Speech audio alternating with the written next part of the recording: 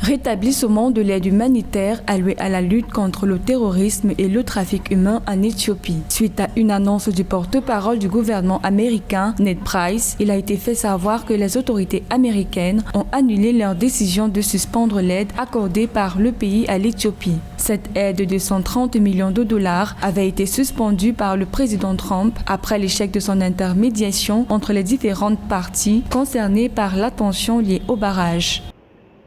Les raisons du rétablissement de l'aide humanitaire en Éthiopie s'inscrivent dans une nouvelle politique de normalisation de l'administration Biden envers les partenaires américains.